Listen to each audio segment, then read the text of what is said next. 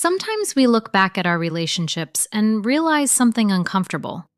We've been choosing the same type of person again and again, even when the outcome is always painful. It feels like a pattern, like something inside us quietly pulls us toward familiar chaos, familiar pain, familiar disappointment. Why does that happen?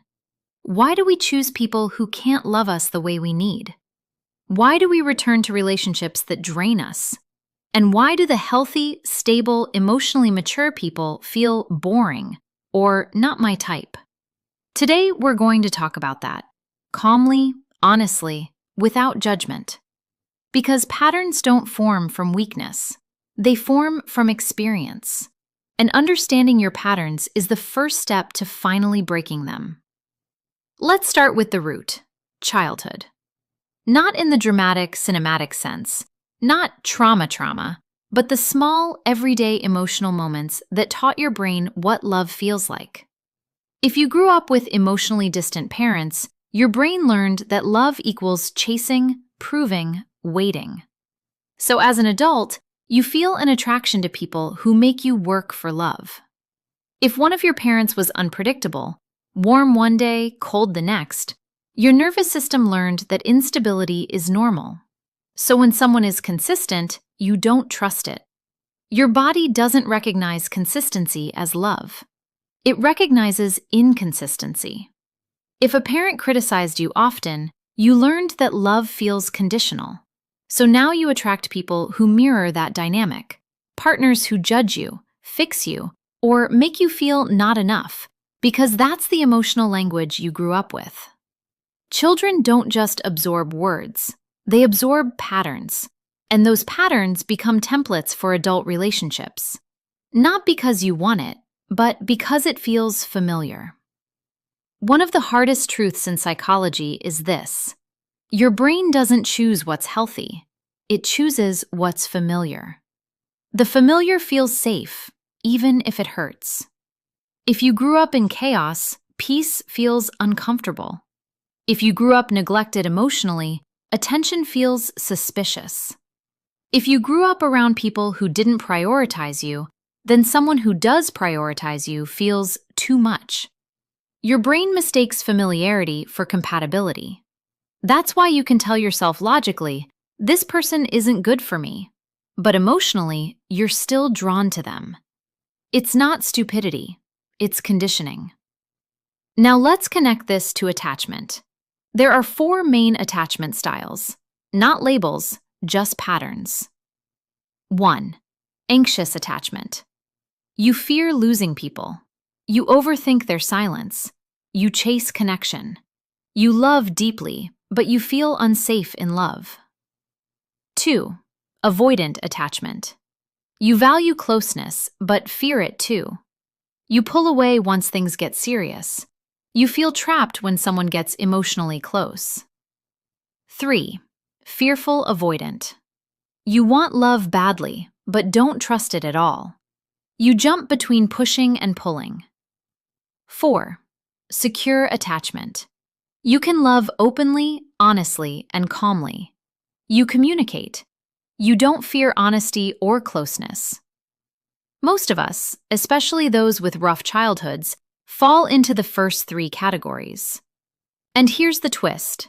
Your attachment style determines who you're attracted to. Anxious people often fall for avoidant partners. Avoidants feel safe with people who don't demand closeness. Fearful avoidants attract chaos. Secure people often feel too stable for someone who isn't secure yet. You're not choosing wrong people. You're repeating emotional patterns. Let's talk honestly.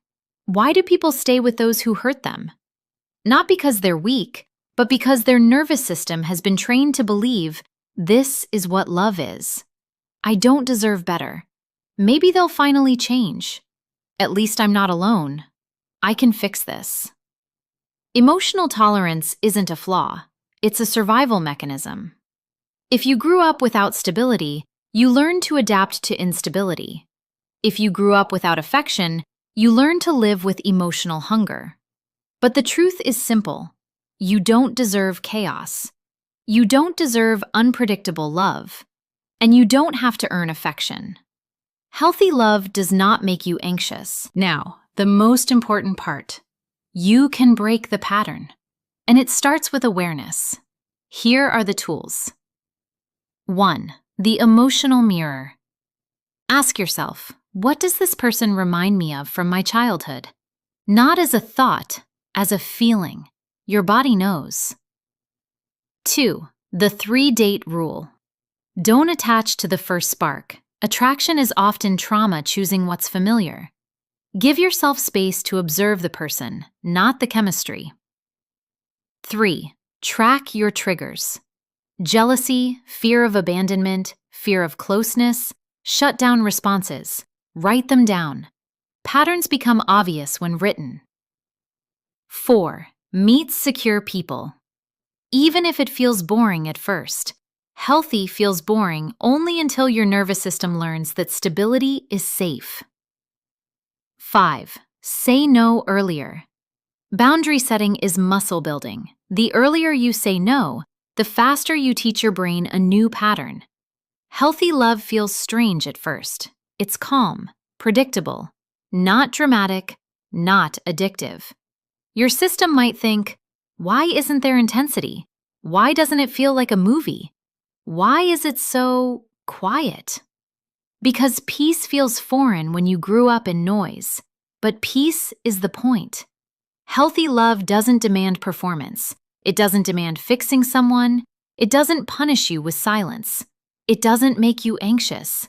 It doesn't feel like chasing. Healthy love feels like being able to breathe. And once your mind and body get used to it, you will never want chaos again. You don't choose wrong people because you're broken. You choose them because your past shaped your patterns. But patterns can be rewritten, slowly, gently, with awareness and self-respect. If you want to understand yourself deeper, your emotions, your reactions, your inner world, you're in the right place. This is Mind Hub, a calm space for a clear mind. Subscribe if you want more long, deep sessions like this. And remember, awareness is the first step to freedom.